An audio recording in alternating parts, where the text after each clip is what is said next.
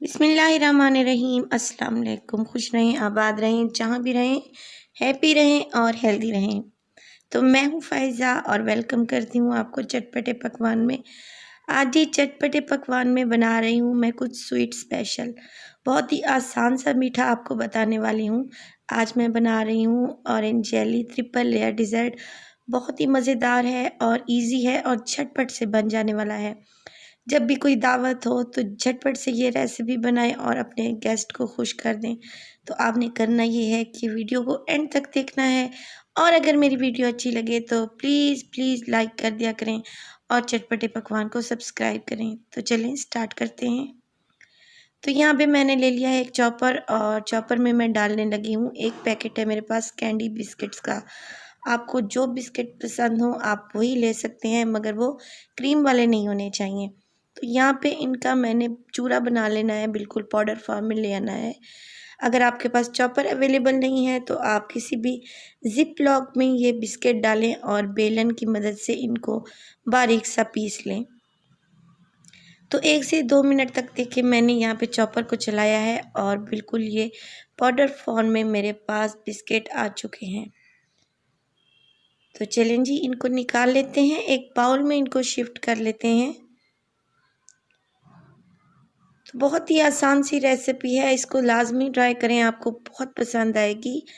और अब इस बिस्किट के चूरे में मैं शामिल करने लगी हूँ 2 टेबलस्पून है मेरे पास पिघला हुआ मक्खन। ये मक्खन अनसॉल्टेड है और आपने यहाँ पे मक्खन ही इस्तेमाल करना है। तो देखें अच्छे से इसकी मिक्सिंग कर लेंगे बिस्किट्स और मक्खन की। तो यहाँ पे आप देख सकते हैं कि मिक्सिंग अच्छे से हो चुकी है। तो अब मैं इनको सेट करने लगी हूँ अपने ग्लासेस में। जहाँ पे आपने सर्व करना हो उसी ग्लासेस में या किसी बाउल में आप इनको सेट कर लें। तो मैं यहाँ पे आइसक्रीम ग्लासेस ले रही हूँ और देखिए चम्मच की मदद से इनको मैं हल्का हल्का सा प्रेस करूँगी और चम्मच की बैक साइड से ये बहुत इजीली प्रेस हो जाएंगे और इनकी एक लेयर जो है वो बन जाएगी। तो इस तरीके से हमने बिस्किट्स को इवन कर लेना है और इनकी एक लेयर लगा देनी है। तो तकरीबन 3 टेबलस्पून मैंने बिस्किट डाले हैं एक गिलास में। अब इनको मैं फ्रिज में रख दूंगी तकरीबन 5 मिनट के लिए। मीनवाइल हम ये करेंगे कि हम कस्टर्ड तैयार कर लेंगे।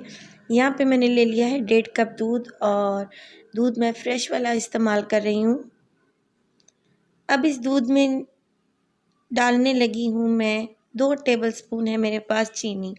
अभी मैंने फ्लेम को ऑन नहीं किया, जस्ट इसमें इंग्रेडिएंट शामिल कर रही हूँ और 2 टेबलस्पून मैं इसमें डालूँगी कॉर्नफ्लोर और कॉर्नफ्लोर डालने के बाद इसमें 2 से 3 कतरे डालेंगे वनीला एसेंस के। अगर आपके पास कॉर्नफ्लोर यहाँ पे अवेलेबल नहीं है तो आप वनीला कस्टर्ड का भी इस्तेमाल कर सकते हैं। पहले इनकी मिक्सिंग कर लें अच्छे से, क्योंकि कॉर्नफ्लोर जाके नीचे बैठ जाता है और मिक्सिंग करने के बाद आपने फ्लेम को ऑन करना है और इसको मुसलसल चलाते हुए पका लेना है और कस्टर्ड की शक्ल में ले आना है। मैं आपको बताती हूँ कि इसकी थिकनेस कैसी होनी चाहिए। ये देखें 2 से 3 मिनट तक मुसलसल मैंने इसको चलाया है ताकि गुठलियाँ और लम्स ना रहें और ये मज़ेदार सी स्मूथ सी कस्टर्ड हमारे पास आ चुकी है। आप इसकी कंसिस्टेंसी चेक कर सकते हैं। तो कस्टर्ड तैयार कर लेने के बाद जो हमने बिस्किट सेट्स करके रखे थे वो फ्रिज से मैंने निकाल लिए हैं। अब इस कस्टर्ड को इन बिस्किट के ऊपर पोर कर दूंगी और एक लेयर हम इस कस्टर्ड की लगा देंगे और दूसरे ग्लास को भी इसी तरीके से सेट कर लेंगे। अगर आप किसी बाउल में बना रहे हैं, किसी डिश में बना रहे हैं, तो आपने भी इसी तरीके से लेयरिंग करनी है। तो देखिए कस्टर्ड अभी यहाँ पे गर्म है तो हम इसको फ्रिज में रख देंगे ताकि ये अच्छे से सेट हो जाए और तकरीबन 10 से 15 मिनट तक इसको सेट होने देंगे। तो चलें इसको फ्रिज में रख देते हैं और अब हम ये करेंगे कि जेली बना लेंगे।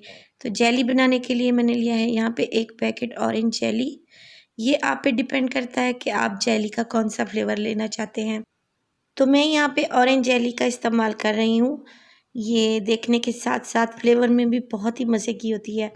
तो 1 कप पानी लिया है मैंने और उसको बॉयल आने तक मैंने इसमें ऑरेंज जेली का एक पैकेट शामिल कर दिया है। अब इसको डिज़ोल्व होने तक हम पका लेंगे। तो ये देखें ऑरेंज जेली यहाँ पे तकरीबन तैयार है और ये अभी गर्म है।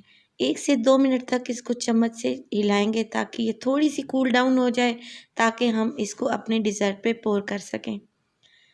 तो चलें जी, चेक करते हैं कि जो हमने कस्टर्ड बना के रखी हुई थी वो सेट हुई कि नहीं। ये देखिए माशाल्लाह से ये सेट हो चुकी है। और अब हम ये करेंगे कि स्टील का चम्मच लेंगे और उसकी बैक साइड से हम इस पे जेली को पोर करेंगे।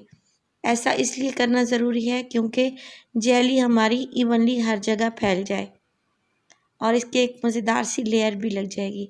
तो इस तरीके से आप जेली को डालें, बहुत अच्छे तरीके से इसकी लेयरिंग तैयार हो जाएंगी माशाल्लाह से। ये देखें जेली हमने पोर कर दी है और इसको डेकोरेट किया है एक चेरी के साथ और एक लगा दिया है पुदीने का पत्ता।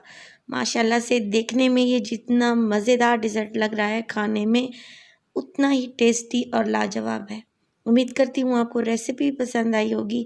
अगर रेसिपी पसंद आए तो प्लीज़ लाइक कर दिया करें और चटपटे पकवान को सब्सक्राइब भी कर दें और कमेंट सेक्शन में मुझे बताएं कि आपको मेरी रेसिपीज़ कैसी लग रही हैं और अपना प्यारा सा कमेंट देना हरगिज़ नहीं भूलिएगा।